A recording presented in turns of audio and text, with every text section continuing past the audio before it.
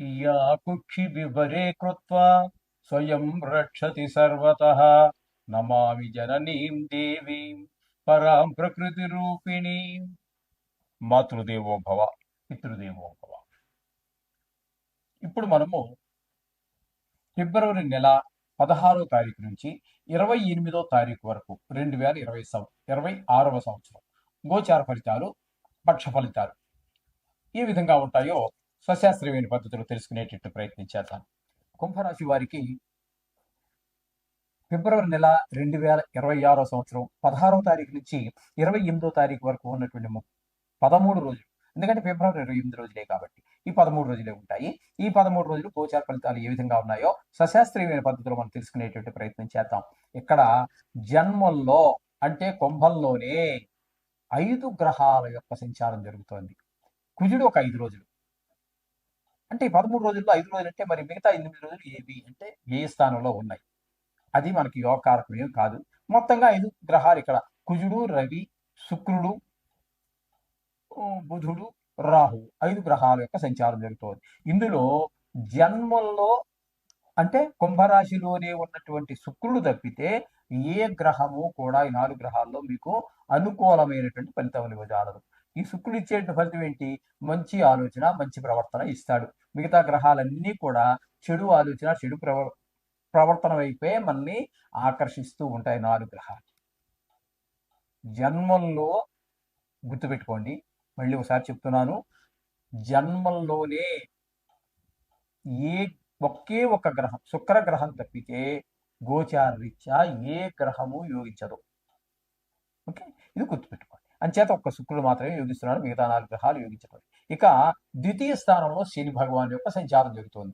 ఇది కుంభరాశి వారికి ఏలినాటి శని ప్రారంభము, ఏలినాటి శని జరుగుతున్నది ద్వితీయ స్థానంలో. అంటే ముఖ్యంగా ఇక్కడ మీకు ద్వితీయ స్థానం కాబట్టి ధనానికి లోటు వచ్చేటట్టు చేస్తాడు. మాటలో కఠినత్వం, తద్వారా అందరూ మంచివాళ్ళు కూడా దూరం అయిపోతూ ఉంటారు. ఈ విధమైన పరిస్థితి అంతా కనబడుతూ ఉంటుంది. కుటుంబంలో కూడా ఆహ్లాదకరమైన పరిస్థితి ఉండదు. కంటికి సంబంధించినటువంటి వ్యాధులు ఎవరికైతే ఉన్నాయో వాటికి మరింత ఇబ్బంది పెట్టేటువంటి పరిస్థితి అంతా కూడా శని భగవానుడు ద్వితీయ స్థాన సంచారం వల్ల కలుగుతూ ఉంటుంది. అంటే ఇక్కడికి 5 గ్రహాలు మొత్తంగా, నా శుక్రుడు తప్పితే ఇక్కడ 5 గ్రహాల్లో ఒక గ్రహం తీసేయండి 4, శనితోటి 5 గ్రహాలు. అలాగే 5వ స్థానంలో గురుగ్రహ సంచారం, 5వ స్థానంలో గురుగ్రహ సంచారం సుఫలితం ఇస్తుంది. పిల్లల విషయంలో సంతానం విషయంలో చాలా చక్కటి ఫలితాలన్నీ ఉంటాయి. కొంతమందికి వివాహం కుదరటం కానీ, వివాహం అవ్వటం కానీ గోచార రీత్యా ఇది ఒక ప్లస్ పాయింట్, అంటే శుభ సమయంగా నిర్ణయించారు పెద్దలు. కాబట్టి పంచమ స్థానంలో కొంతమందికి అవివాహితులు వివాహం అవడానికి, వివాహం అయి ఉంటే వాళ్ళకి మంచి భార్యాభర్తల మధ్యన అన్యోన్యత ఏర్పడడానికి మంచి అవకాశం. దైవభక్తి కూడా చాలా ఎక్కువగా వస్తూ ఉంటుంది ఈ పంచమ స్థానంలో గురుగ్రహం ఉండటం వల్ల. ఈ విధమైన ఫలితాలని గురువు కలగజేస్తే సప్తమ స్థానంలో కేతుగ్రహ సంచారం జరుగుతుంది. ఈ కేతుగ్రహ సంచారం సప్తమ స్థానంలో ఉండటం వల్ల భార్యాభర్తల మధ్యన మాట పెరగటం, ఇట్లాంటి అలాగా భాగస్వామ్యంలో వ్యాపారం చేసే వారి మధ్యన కూడా అభిప్రాయ భేదాలు ఇవన్నీ మనకు గోచరిస్తూ ఉన్నాయి. అంటే మొత్తంగా వీరికి చెప్పాలంటే ఒకే ఒక్క గ్రహం యోగిస్తోందండి, అది ఒక్క శుక్ర గ్రహం మాత్రమే. కాబట్టి ఇప్పటి వరకు మనం చెప్పుకున్నటువంటి అన్ని రాశుల్లో కంటే తక్కువగా, చాలా ఇబ్బందికరంగా, అంటే అనుకూలత తక్కువ ఉన్నటువంటి గ్రహాలే ఎక్కువ ఉన్నాయి. ఒకే ఒక్క శుక్రుడు తప్పితే ఎవ్వరూ యోగించటం లేదు.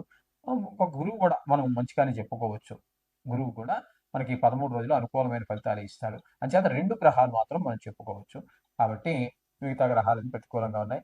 ఏమి కంగారు పడద్దండి, గ్రహాలన్నీ కూడా మనకి అపకారం చేయడానికి ఉన్నాయని అనుకోవద్దండి. అవి ఉన్న స్థానాన్ని బట్టి ఉపకారము చేయగలం, అపకారం చేయగలం. కాబట్టి ఈ 13 రోజులు మళ్ళీ మారిపోతాయండి గ్రహాలు. మళ్ళీ సంక్రమణం చెంది ఈ గురు, శని, రాహుకేతువులు వదిలిపెడితే మిగతా గ్రహాలన్నీ కూడా ఇంచుమించుగా నెలకి, నెల 15 వరకు మారుతూనే ఉంటాయి. అంచేత దీని గురించి కంగారు పడాల్సినటువంటి పని. మీరు నిత్యము నవగ్రహ మంత్రాలు చదువుకోండి, సర్వశుభాలు పొందండి. శుభం. మేషరాశి వారికి తృతీయ స్థానంలో గురువు యొక్క సంచారం జరుగుతున్నదండి. అట్లాగే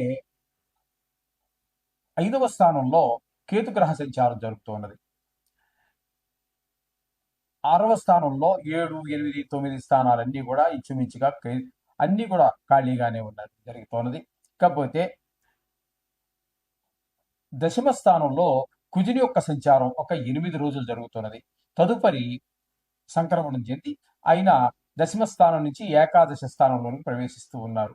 ఇక ఏకాదశ స్థానంలో రవి పూర్తిగా ఈ 14 రోజులు 13 రోజులు, అట్లాగే శుక్రుడు కూడా ఏకాదశి స్థానంలోని, బుధుడు కూడా ఏకాదశ స్థానంలోనే జరుగుతున్నారు. అట్లాగే రాహువు మొదటి నుంచి కూడా ఇక్కడ చాలా కాలంగా ఈ ఏకాదశ స్థానంలోనే ఉన్నారు. వ్యయ స్థానంలో శని యొక్క సంచారం జరుగుతోంది. అంటే ఏంటన్నమాట, శని ఏ స్థానంలో ఉన్నారు అంటే మేష రాశి వారికి ఏలినాటి శని జరుగుతున్నదని అర్థం.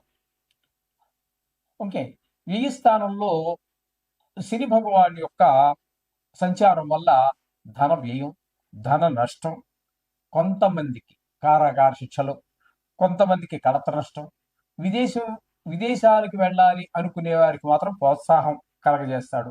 మిగతా వాళ్ళందరికీ కూడా శుభ ఫలితాలు అయితే ఇవ్వజాలడు. అలాగే శత్రు భయం, మనోవిచారం ఇత్యాదులన్నీ కూడా వ్యయ స్థానంలో శని భగవాన్ యొక్క సంచారం వల్ల జరుగుతూ ఉంటాయి. ఇకపోతే తృతీయ స్థానంలో గురువు యొక్క సంచారం గోచార రీత్యా అది కూడా వక్రంగా ఉన్నారు ఆయన. అందుచేత ఏదేమైనప్పటికీ దీంట్లో కొంచెం కాంట్రవర్సీలు ఉన్నాయి. అది మీకు ఇదివరకు కూడా మనం చెప్పుకోవడం జరిగింది. అంటే అంత ప్రభావాన్ని చూపించకపోవచ్చు కానీ అదే స్థాన ఫలితాలను చూపిస్తాడు అనేసి కొంతమంది, లేదు వెనక స్థాన ఫలితాలను కొంతమంది, ఈ రకమైనటువంటి కాంట్రవర్సీ ఉన్నదండి అక్కడ. ఇక్కడ మనం తృతీయ స్థానంలో గురువుని యథాతథంగా మనం చెప్పుకుందాం. ఇక్కడ గోచార రీత్యా గురువు తృతీయ స్థానంలో యోగించచాలరు. అంటే ఎవరి యొక్క సహాయ సహకారాలు మనకి ఆశించిన మేరకు దొరకవు. మనం ఆశించినా కూడా ప్రయోజనం వాళ్ళ దగ్గర నుంచి సరి అయిన సహకారం అందదు. మిత్రులు కావచ్చు, బంధువులు కావచ్చు, చిన్ననాటి స్నేహితులు కావచ్చు, ఎక్కడి వారైనా కూడా ఆ సమయానికి వాళ్ళ దగ్గర లేకపోవటం ఏదైతే కానీ మొత్తం మీద మనకి ఖాళీ చేయి చూపించడం జరుగుతుంది. రిక్తహస్తాలతోటే మనకి చెప్తారు తప్పితే ఏది మనకు సహాయపడేవారు అయితే ఎవరు ఉండరు. ఇకపోతే 5వ స్థానంలో కేతుగ్రహ సంచారం జరుగుతున్నదండి. 5వ స్థానంలో కేతుగ్రహ సంచారం సంతానం మీద దుష్ప్రభావాన్ని చూపిస్తుంది. చదువు మీద శ్రద్ధ తక్కువ, ఆటల మీద శ్రద్ధ ఎక్కువ, గాయాలు చేసుకోవటం, తద్వారా హాస్పిటల్కి వెళ్ళటం, ఖర్చులు, అనుకోని ఖర్చులు, ఈ విధంగా కొంత వయసును బట్టి చెడు స్నేహాలు, అట్లా ఈ రకరకాల వయసును బట్టి కూడా ఆధారపడి ఉంటుంది. మొత్తం మీద సంతానం మీద చెడు ప్రభావం చూపిస్తూ ఉంటుంది. ఇక మనం చెప్పుకోవాలంటే దశమ స్థానంలో కుజుని యొక్క సంచారం ఒక 8 రోజులు జరుగుతున్నదండి. ఆ 8 రోజులు శుభ ఫలితములను ఇవ్వజాలరు. వృత్తిపరమైన ఆటంకాన్ని కుజుడు కలగజేస్తూ ఉన్నాడు. తదుపరి ఆయన సంక్రమణం చెంది ఏకాదశి స్థానమైనటువంటి కుంభంలో ప్రవేశిస్తూ ఉన్నారు. ఆ కుంభంలో ఒక 5 రోజుల పాటు సంచారం చేస్తూ ఉన్నారు. ఇక్కడ ఏకాదశి స్థానంలో ఉన్నటువంటి ఏ గ్రహమైనా కూడా మంచి శుభ ఫలితాలు ఇస్తుంది. అక్కడ మనకి ధనలాభము, ధనార్జన, వ్యవహార నైపుణ్యము, ఏ పని మొదలెట్టినప్పటికీ దిగ్విజయంగా పూర్తి చేయగలగటము ఇత్యాదివన్నీ కూడా ఏకాదశి స్థానంలో కుజగ్రహ సంచారం చూపిస్తున్నది. అలాగే రవి భగవానుడు కూడా ఇక్కడ ఏకాదశి స్థానంలో చెప్పాలి అన్నట్టయితే 5 గ్రహాల యొక్క సంచారం జరుగుతుంది. ఇప్పుడు కుజుని గురించి చెప్పుకున్నాం కదా, ఇప్పుడు రవి గురించి చెప్పుకుందాం. రవి ఏకాదశి స్థానంలో అద్భుతమైనటువంటి ఫలితాలు ఇవ్వబోతున్నారు. ఆయన కూడా ఇలాగే ధన లాభము, అలాగే ధనార్జన, వ్యవహార నైపుణ్యము, అందరూ ఇంట్లో కుటుంబ సభ్యులు, సోదరులు వీళ్ళందరూ కూడా మనం సహకరించడము ఇత్యాదివన్నీ రవి వల్ల కూడా కలుగుతూ ఉంటాయి. అట్లాగే శుక్రుడు కూడా ఏకాదశి స్థానంలో బ్రహ్మాండమైనటువంటి ఇవే ఫలితాలన్నీ కూడా ఆయన కూడా ఇవ్వబోతూ ఉన్నారు.